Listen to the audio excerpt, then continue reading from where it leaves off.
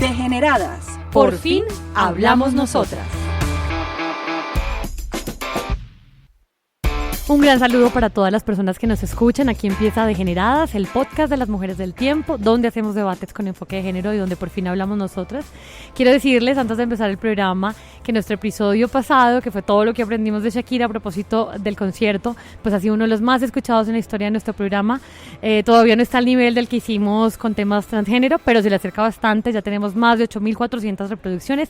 Así que si quieren escuchar ese y otros episodios, pues pueden hacerlo en Spotify, en iTunes, en Spreaker o en www.eltiempo.com/podcast. Hoy volvemos con un tema duro que se movió muchísimo esta semana. Hoy vamos a hablar sobre los decretos que buscan garantizar los derechos de la comunidad LGBTI.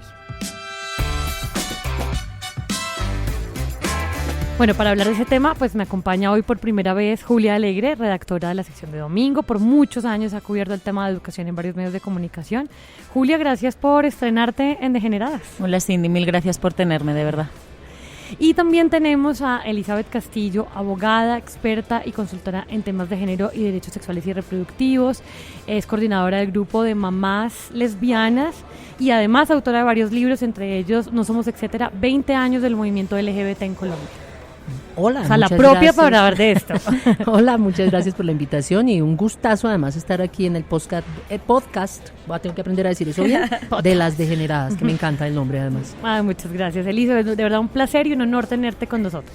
Muchísimas gracias. Quiero decir que lo que vamos a hacer aquí es tratar de entender por qué carajos la inclusión de la comunidad LGBT y la protección de derechos pues no tiene nada que ver con lo que llaman ideología de género y que no confunde a los niños y niñas con su orientación sexual e identidad de género. Me impresiona mucho, Elizabeth y Julia, que esta semana pues se movió mucho esta tendencia de ni cartillas ni decretos, que hace alusión pues a una polémica, a mi juicio, un poco boba, que surgió en 2016 cuando el Ministerio de Educación hizo estos manuales de diversidad sexual. ¿Por qué la gente se escandaliza tanto cuando incluyen o cuando el gobierno o las políticas públicas intentan ser inclusivos con la comunidad LGBT? Bueno, yo creo que lo primero que tendríamos que ubicar es que no es la gente la que está en general haciéndole oposición a las iniciativas que pretenden proteger los derechos de las personas homosexuales en Colombia. Yo creo que hay unos grupos minoritarios que tienen unas agendas muy particulares, fundamentalistas religiosas, que en ese sentido rechazan profundamente cualquier expresión que no sea la sexualidad reproductiva, o sea, la gente que literalmente tiene sexo para tener hijos. Todo lo que se aleje de ese modelo les resulta escandaloso y por eso ahí los homosexuales también caemos en ese modelo en el que les parece que eso que hacemos es escandaloso y antinatural, pero realmente son menos personas de las que uno creería y sin ninguna duda mi experiencia en todos estos años de activismo me enseña que cada vez es más la gente que entiende y respeta y cada vez es menos la gente que se va quedando con esos discursos que uno no puede entender de dónde es que le salen, porque si digamos la fuente de su criterio es religioso y la fuente de su criterio es Cristo, pues uno no logra entender cómo es que el odio viene a ser un discurso que les resulta tan cómodo, porque finalmente lo que están haciendo es una ideología del odio en la que pretenden que nosotras, las personas homosexuales, bisexuales o trans en Colombia, somos como los malos del paseo, los que estamos tratando de destruir la familia, afectar a los niños. Realmente es un discurso profundamente violento, muy dañino, que causa mucha infelicidad en mucha gente, porque cuando ellos dicen que están tratando de proteger a los niños, jamás piensan en los niños y niñas homosexuales, nunca se les ocurren niños como Sergio Urrego, nunca se les ocurre el daño que esos mensajes hacen en niños que están saliendo del closet. Entonces realmente lo sorprendente aquí es que sean cristianos los que están liderando este tipo de mensajes, cuando si hay una cosa que uno puede concluir con toda claridad es que la homofobia no es cristiana. Esa es una campaña que además has liderado. Y sobre todo porque yo creo que estos decretos al final están pidiendo unos derechos con los que ya cuentan la comunidad LGTBI por ser parte de ciudadanos colombianos. Es decir, no se está diciendo nada más que no esté ya en la Constitución, que es, aparte de tener un enfoque diferencial, pero un enfoque diferencial que al final tenemos todas las personas, a lo mejor, no sé, uno por mujer, obviamente se deberían como puntualizar más, pero no se está exigiendo nada particular, no se está hablando tampoco de ideología de género, que eso ideología de género como tal no existe. Exacto, eso es una cosa que ya de se primeras inventaron partamos de eso, y a partir de ese invento han creado unas cosas que uno no puede creer, de verdad. No, y el problema, uno no puede creer el nivel de violencia que lleguen a decir, como han dicho en cadenas de WhatsApp en esta semana, y además no hubo una movilización similar a la de hace 2 años, sí, porque creo que es importante que esto también quede claro en la audiencia. Y es que hace 2 años se movieron intereses políticos muy serios y coincidía además con un proceso electoral que causaba un gran malestar, digamos, en algunas partes en este país, y nos convirtieron a los homosexuales en el coco, los malos del paseo, y uno se queda sin saber, pero ¿a qué horas fue que nosotros terminamos siendo los responsables de un montón de cosas? Lo que decía es que en esas cadenas de WhatsApp eso está lleno de mentiras. Y vuelvo y digo, yo soy creyente, además esta es una cosa que es importante dejar clara, yo soy católica. Y siempre la dejo en claro porque la disyuntiva que están queriendo plantear quienes lideran este tipo de discursos es que los homosexuales no queremos a los creyentes, y eso es falso, absolutamente falso. Muchos homosexuales somos creyentes y hay un montón de creyentes que nos respetan a nosotros los homosexuales. Quienes están liderando ese mensaje, y esto también es una cosa que hay que decirla claramente, son personas que tienen intereses políticos. Y les ha funcionado. Uno ve el discurso recalcitrante y discriminador de Vivian Morales, le dio muy buen resultado. Y es la embajadora de Francia, y el discurso retardatario y abusivo de poder de Alejandro Ordóñez también le dio resultado. Hoy es la vergüenza de este país. Es que a ese señor se le paga con recursos públicos ser el representante, el delegado, el embajador de este país en la comisión o en la entidad internacional que vela por los derechos humanos. Esto demuestra muy bien en qué tipo de gobierno estamos. Julia, corrígeme si estoy mal. Estos decretos salieron en marzo y en mayo, ¿no? O sea, sí. Se promulgaron. Porque hasta ahora... Porque no era rentable políticamente hacerlo antes, es fácil. Realmente creo que eso es lo que está detrás. Tenemos una realidad, y es que la persona responsable o el directivo responsable dentro del Ministerio del Interior de adelantar estos temas es un homofóbico declarado. Es una persona a la que todos los temas de género le saben mal y los derechos sexuales y reproductivos le parecen una aberración. Ese es el nuevo director de Derechos Humanos del Ministerio del Interior. De manera que, pues realmente no sería raro que hubiese alguna especie de acuerdo con estos grupos que se movilizaron, que además no fueron todos, vuelvo y repito, no fueron todos. De hecho, tuvieron una seria división interna entre pastores, porque pues evidentemente la manipulación política se nota, hasta entre los mismos fundamentalistas religiosos se dan cuenta de que los están manipulando. A lo que habría que invitar a la gente es a recordar, vuelvo y repito, es que la homofobia no es cristiana. Uno no le puede creer al pastor cuando le dice vaya, odia a otra persona. Mi pregunta, Lisa, es sobre todo, o sea, añadido a lo que dice Cindy, ¿cuál es el objetivo entonces real, sobre todo de retomar un tema que fue tan doloroso en su momento, como el tema de las cartillas de Gina Parodi? Doloroso lo digo porque era un momento para avanzar. Las cartillas, de hecho, las había hecho UNICEF, o sea, las había hecho mano a mano el Ministerio con UNICEF. Personalmente, yo que en ese momento pues tuve mucho acceso a eso, me parecieron unas cartillas poderosísimas, totalmente modernas en el sentido, y para a lo mejor un país como Colombia, que bueno, que todavía puede, en comparación yo que sé con otros países europeos, Finlandia, Noruega, puede estar más a la cola, eran una belleza de cartillas. Entonces, ¿cuál es el objetivo para ti detrás de juntar estos dos temas que desde mi punto de vista no tienen nada que ver? O sea, por un lado están los decretos, que son derechos ciudadanos y de tutela pública, y políticos y sociales, más allá de hablar de establecimientos particulares como los colegios, y retomar esto que es más de identidad, a lo mejor, o sea, más centrado en la identidad sexual como tal. También obviamente eso entra en los derechos, pero creo que son dos cosas completamente diferentes. Yo creo que sí son, o sea, eso es una cosa interesante, porque sí son dos cosas completamente distintas. Los decretos contra los cuales la gente salió a marchar, estoy segura, no estoy preguntándomelo siquiera, segura que no los leyeron. Porque si los hubieran leído habrían entendido que ahí hay en uno de los decretos una promoción de aquí no se puede discriminar a nadie porque tenga VIH, porque tenga discapacidad, porque sea campesino, porque sea pobre o porque sea homosexual. Todos cabemos. Era más o menos como el mensaje central que tiene ese decreto. Aquí cabemos todos. Sí, aquí cabemos todos, es no solo los homosexuales, aquí caben las personas con discapacidad, aquí caben los negros, aquí caben las personas indígenas, afros, palenqueros, raizales, todas las identidades étnicas están incluidas. Ese fue un decreto de los que concitó que la gente saliera a marchar ayer. Eso es ridículo, con todo respeto es ridículo. Lo que salieron a decir es: no queremos que la norma proteja ni a los homosexuales, ni a las personas con discapacidad, ni a los afro, ni a los indígenas. Realmente absurdo. Estoy segura de que esta gente no leyó el decreto. Y el otro decreto, que es el de la Política Pública Nacional LGBT, es un decreto de creación de política pública, es decir, un decreto que establece una comisión que empezará a desarrollar unas estrategias. ¿Para qué? Para reducir la discriminación y violencia hacia las personas homosexuales en distintos ámbitos sociales. Eso es todo. Pero la gente sale a marchar bajo la idea y la premisa falsa de que los homosexuales queremos atacar a los niños. Eso es ridículo. Yo, que soy mamá lesbiana, me siento insultada con cada afirmación en ese sentido, que somos un peligro para los niños. Ridículo. Nosotros no somos un peligro para los niños. Muchos de nosotros tenemos hijos e hijas, y nietos, y sobrinos, porque además les informo que también tenemos hijos biológicos. Así que realmente ahí hay una cosa que resulta evidente, la manipulación que hacen ciertos pastores que tienen una agenda política muy clara y que están armando su plan de acción para las elecciones locales del próximo año. Eso por un lado, Julia, pero lo otro sobre lo cual quisiera volver es que estos no son las cartillas, esas no fueron las cartillas de Gina Parodi.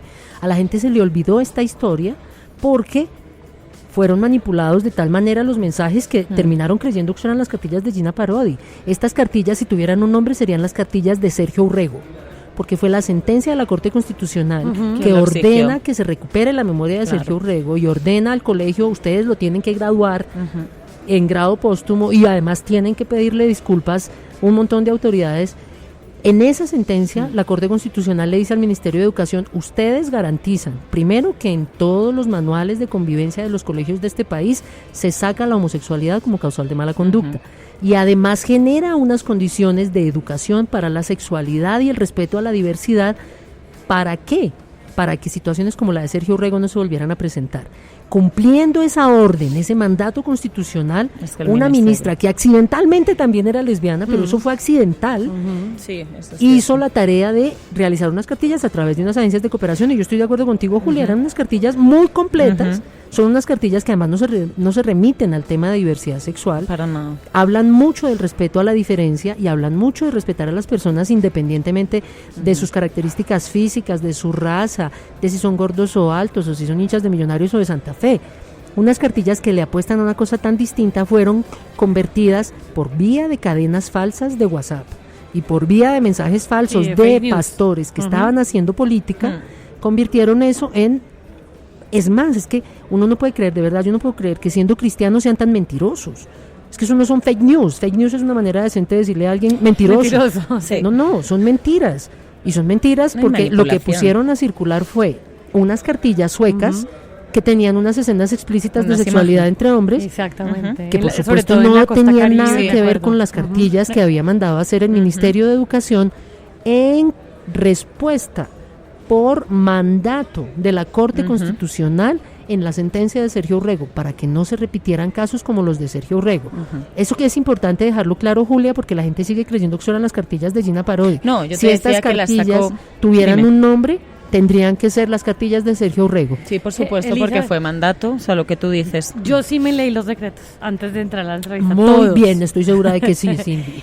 Y no veo en ninguna parte una de las arengas que tenían estas comunidades cristianas, que era que los papás iban a perder la potestad de educar sexualmente a sus hijos. Yo te juro que leí cada uno de los decretos. De hecho, el 410 te lleva al decreto 1066, que es como todo el funcionamiento del Ministerio del Interior y de las... Bueno, tiene un montón de cosas ese decreto.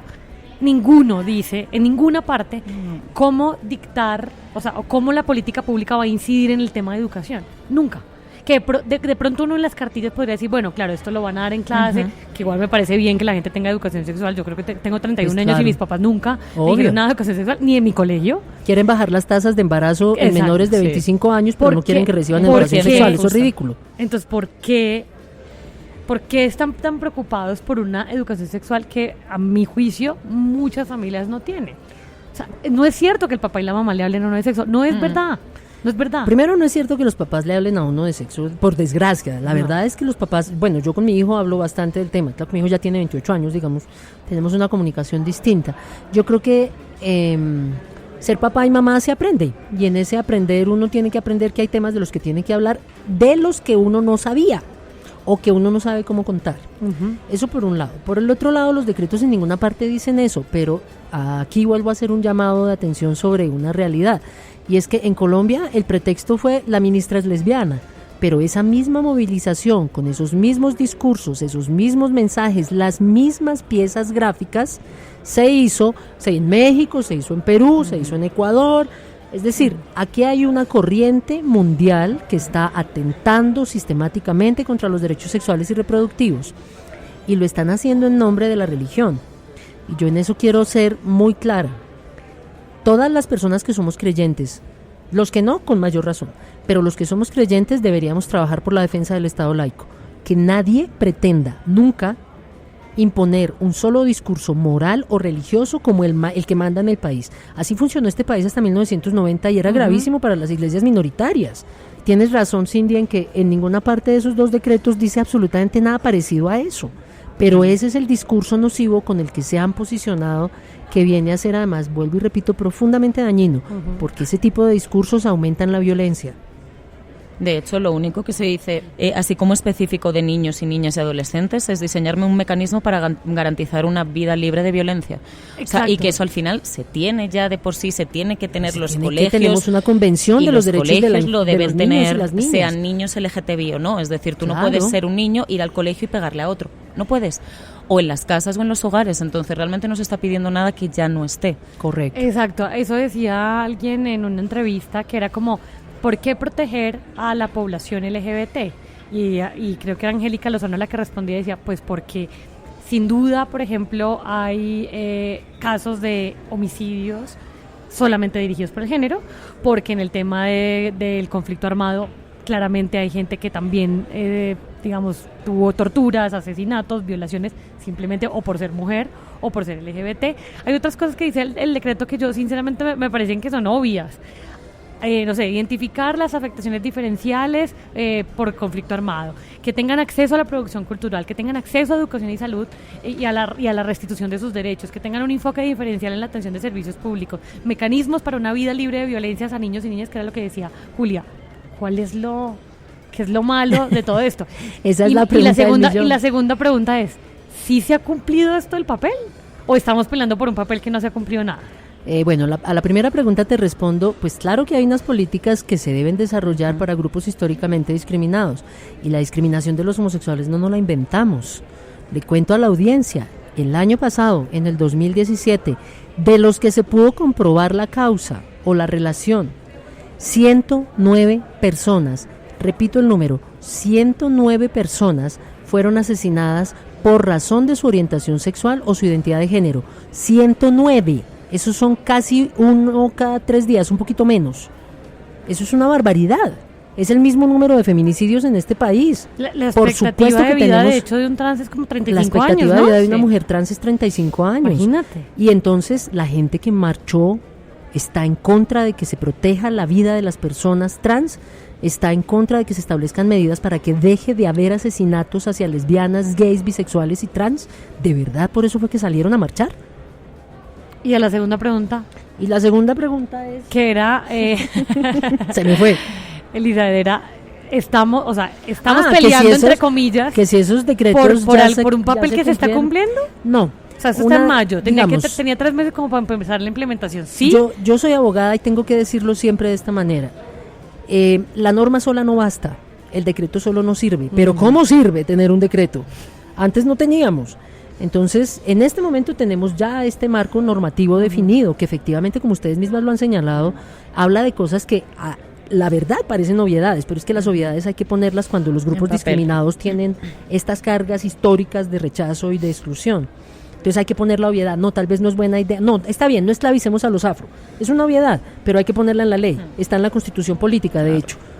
Porque efectivamente no falta el que pensará que, pues, ¿por qué no lo aprovechamos si ya que somos mayoría los que no somos negros, pues entonces hagámosle? No, hay que poner en la Constitución, mire, la esclavitud está prohibida en Colombia y la pena de muerte también. ¿Sí? La norma es importante, así enuncie obviedades. Y creo que esto no es una obviedad. Estos 2 decretos le están dando respuesta normativa en un marco de referencia a una situación que hay que modificar.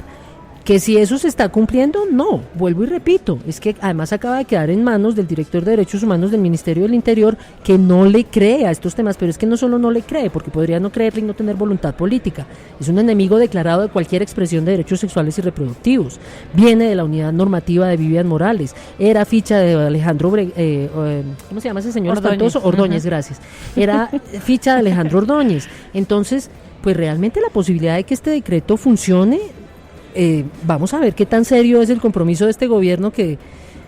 Porque además decía... Es que hablar de compromisos serios en este gobierno es un poco optimista, pero vamos a ver qué tan serio es el compromiso que tiene realmente Iván Duque con el tema, porque él dijo que los derechos de las personas LGBT en Colombia no iban a retroceder con su gobierno, yo francamente lo dudo.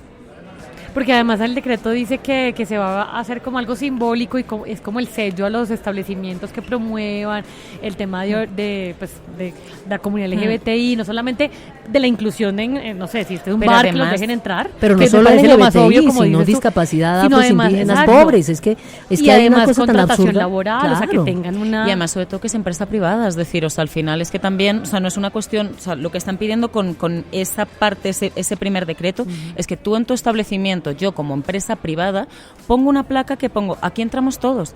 Entonces ya llega un punto que ya, o sea, donde se está metiendo esta gente pasa ya de ser del plano, además inventado, público, a ser también el privado. Es decir, correcto. Si yo quiero que mi establecimiento entre todo el mundo, porque así lo considero, es mi establecimiento. Y lo segundo, Elizabeth, yo quería como retomar lo del tema de lo de los intereses. Tú decías que considerabas que era un sector muy minoritario el que está exigiendo, el que está saliendo a la calle ahora mismo para rechazar estos decretos. Pero hemos visto en diferentes como... ¿escenarios? Sí, escenarios tipo, por ejemplo, lo que pasó con el acuerdo del no, etcétera, que estos sectores que tú llamas minoritarios sí tienen una fuerza y tienen un poder, sobre todo de llevar a mucha gente a lo que ellos consideran. Entonces... o sea, yo quería como la pregunta era un poco reflexiones. ¿Son tan pequeños? ¿De verdad tienen...? O sea, no, son pocos en número, pero son muy disciplinados. Y esa es la diferencia. Votan, y votan por lo que les diga el pastor, independientemente de que el pastor les esté metiendo los dedos en la boca, perdónenme la expresión tan coloquial. Independientemente de eso, votan por lo que les diga. Y eso es gravísimo, eso no lo hace un buen cristiano. El buen pastor da la vida por sus ovejas.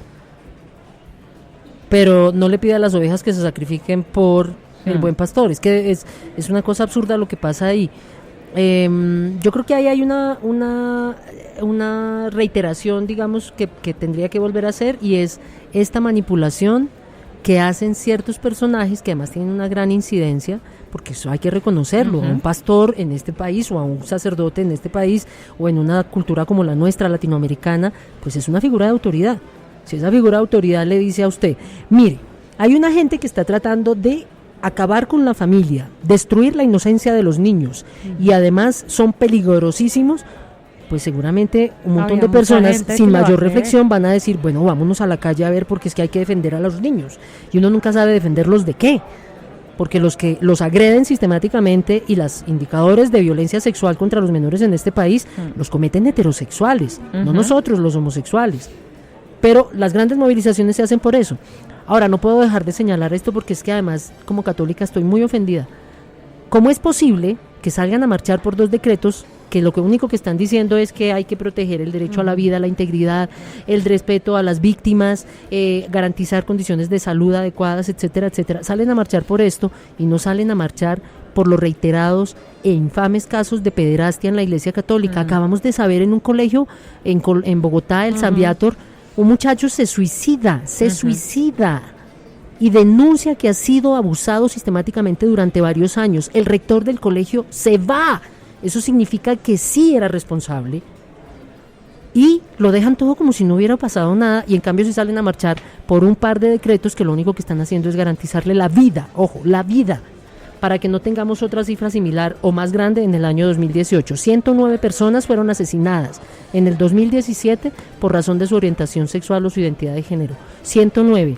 Yo escuché en un debate en el Consejo de Bogotá una frase que de verdad me dolió horriblemente, de una concejal que es pastora, y dijo en el año 2011 que el reporte decía, hay 52 personas asesinadas este año, en el año anterior, por razón de su orientación sexual o su identidad de género. Y recuerdo la frase porque me dolió muchísimo.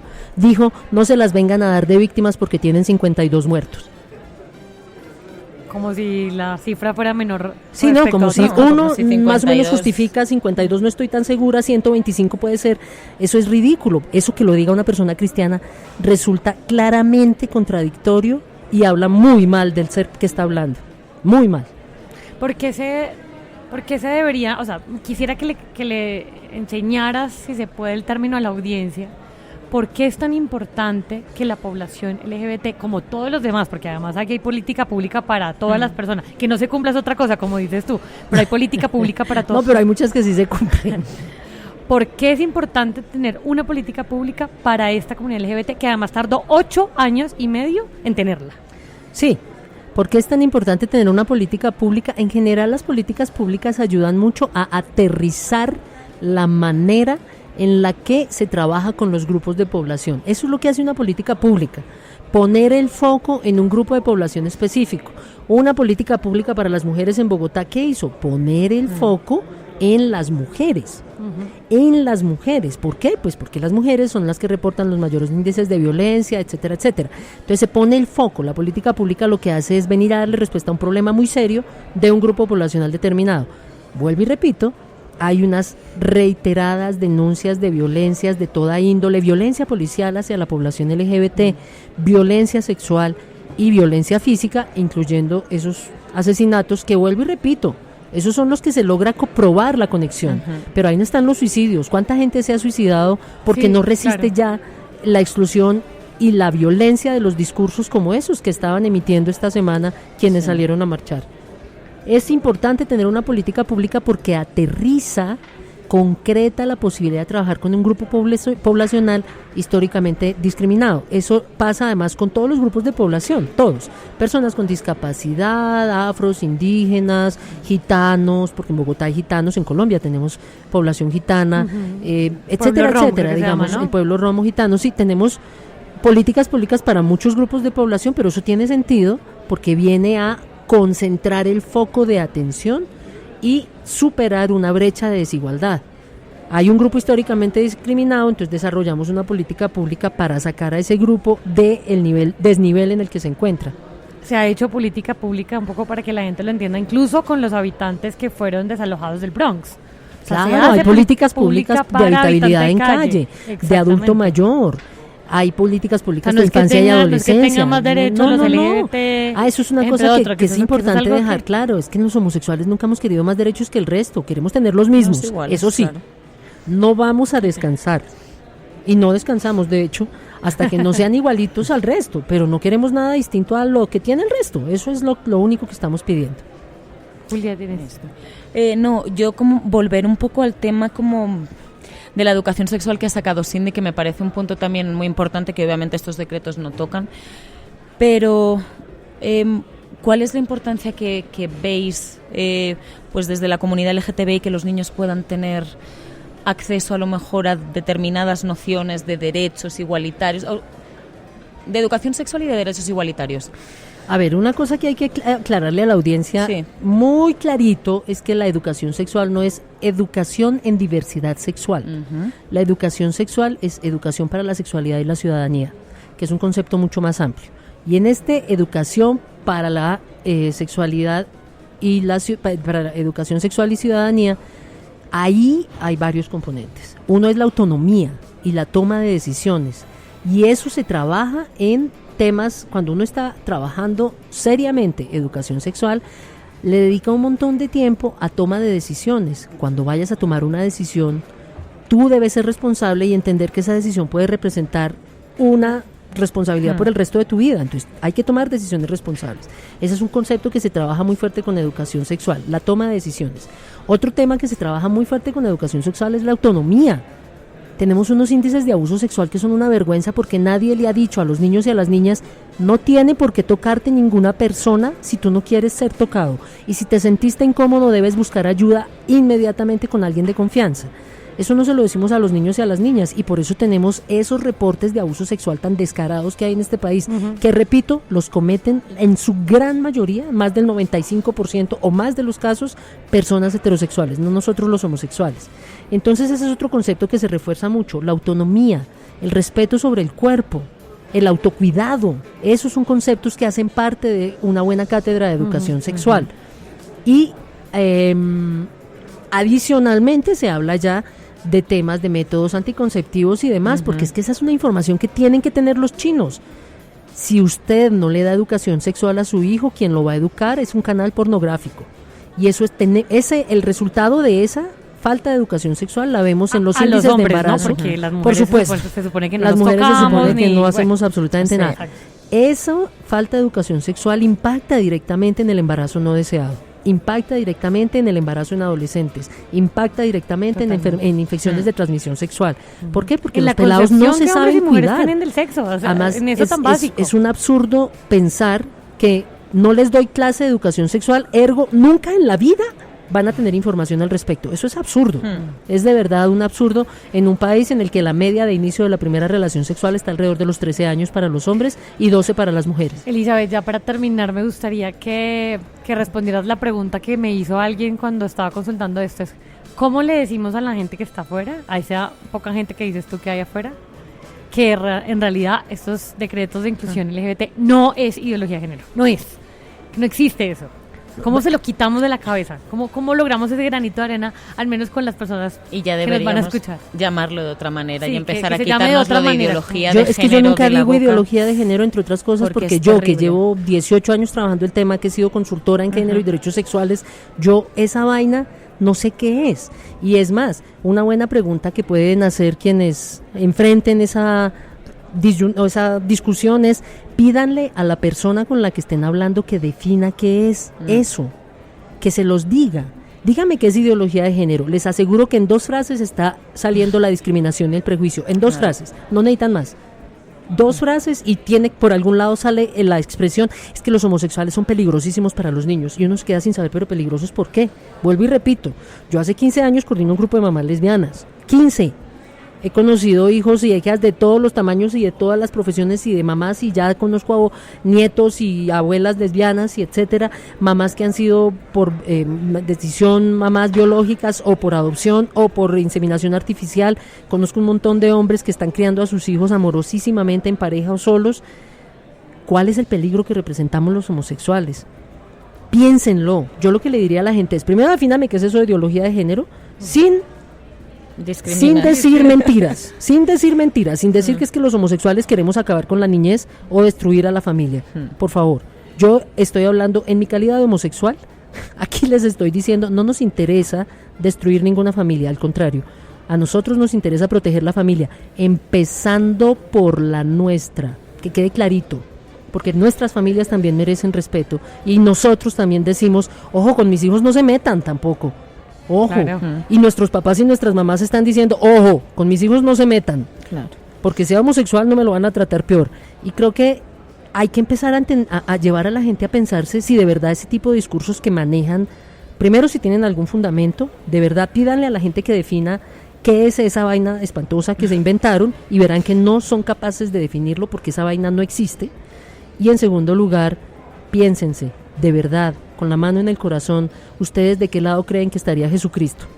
¿Del lado de las marchas o con nosotros los homosexuales y los 109 muertos? Elizabeth, muchas gracias por habernos acompañado. A ustedes muchas gracias por la invitación, Cindy. ¿Por qué haces esa cara? Hace cara como de malicia. Sí. No es malicia, es que a veces me entusiasmo porque es que de verdad a mí se me va la vida en este asunto. Yo he trabajado en esto 20 años y me doy cuenta del profundo daño que hacen esos discursos en la vida de la gente, la gran infelicidad que causa y la cantidad de jóvenes que piensan en el suicidio a partir de ese tipo de mensajes y a partir de esas acciones que además no están mostrando realmente ningún interés de nada. Salir a marchar en contra de 2 decretos que lo único que están diciendo es a las personas no se las discrimina y hay que garantizar unas condiciones mínimas de bienestar para los homosexuales, es francamente una vergüenza humana. Usted puede no ser cristiano, pero si salió a marchar, por favor piense si eso es de verdad humanidad, si eso es de verdad una conducta que una persona de bien haría hacia un grupo de población discriminado. Yo tengo la última pregunta como para terminar, Julia, con un punto así positivo. A ver. Has dicho que tú has estado 15 años ya con el tema de mamás lesbianas, si no estoy mal. Entonces, ¿cómo ha cambiado la situación de la comunidad LGTBI de esos 15 años que imagino que era una lucha constante, o sea, ha mejorado Colombia. Entonces, como el poner el puntillo ahí de esperanza, que sí, porque hemos mejorado, obvio que sí. Dentro de que habrá que hacer muchas cosas y hay que hacerlas, sin duda. obvio. Hemos avanzado un montón. Yo creo que ha habido unos cambios muy significativos. Hace 15 años, por ejemplo, muchas de las mujeres que llegaban al grupo llegaban con la angustia de me van a quitar los hijos. Esa es una angustia que hoy en día simplemente no puede suceder.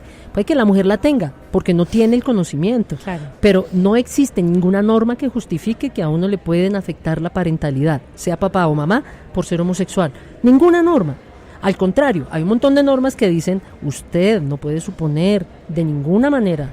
Hay un montón de sentencias y hay además una sentencia importantísima de la Corte Interamericana de Derechos Humanos, que es la de Karen Atala, en donde la CIDH le está diciendo a todos los países, no solo a Chile, a todos los países de la región, no se puede afectar la parentalidad. No le pueden decir a una persona que no puede ser papá o mamá solo por su orientación sexual. Sí, claro. Eso es simplemente ilegal. Claro que hemos avanzado un montón, Julia, sin duda. Yo soy una optimista siempre en ese sentido. De hace 20 años que no había ni una sola norma que nos protegiera, a hoy en día que los homosexuales ya nos podemos casar, repito, ya nos podemos casar, vuelvo y repito, ya nos podemos casar y nos tienen que casar en cualquier notaría, porque no es si al notario le parece, sino en cualquier notaría, como cualquier hijo de vecino, con un contrato que se llama contrato civil de matrimonio, no otro nombre, contrato civil de matrimonio. Y además ya podemos adoptar. Yo creo que sí hemos avanzado un montón, creo que es muy importante. Un avance, claro, es el hecho de que exista una política pública nacional, pero es un proceso. Esta política pública está en el papel, tenemos que trabajar en su implementación. Sabemos que en manos de quien quedó en este momento en el Ministerio del Interior, esa implementación va a ser muy difícil, pero vamos a hacer todo dentro del marco legal para conseguir que este gobierno se comprometa y que podamos reducir los índices de violencia y discriminación, que es en lo que estamos. Muy bien. Elizabeth, muchas gracias por habernos acompañado, de verdad.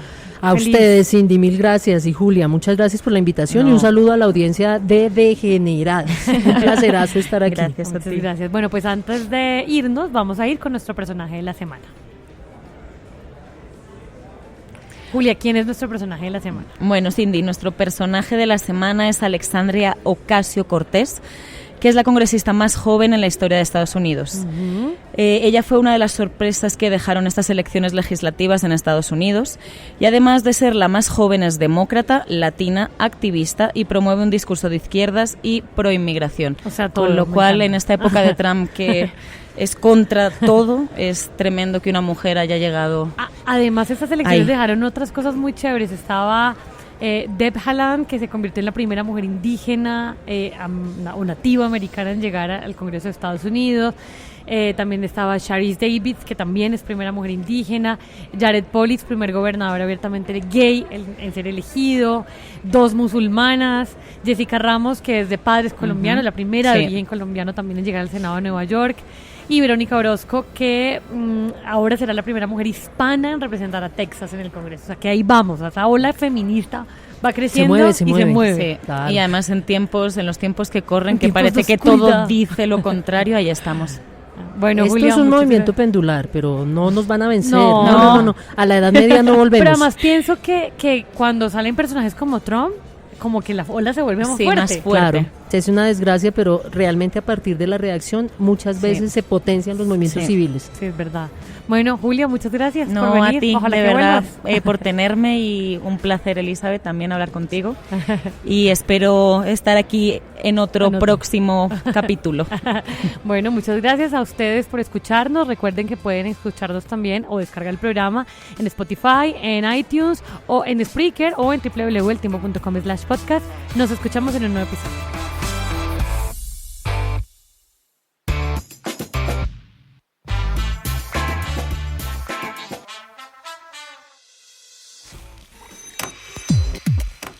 Escucha Al Cierre, con las noticias más importantes del día, dirigido por Andrés Mompotes.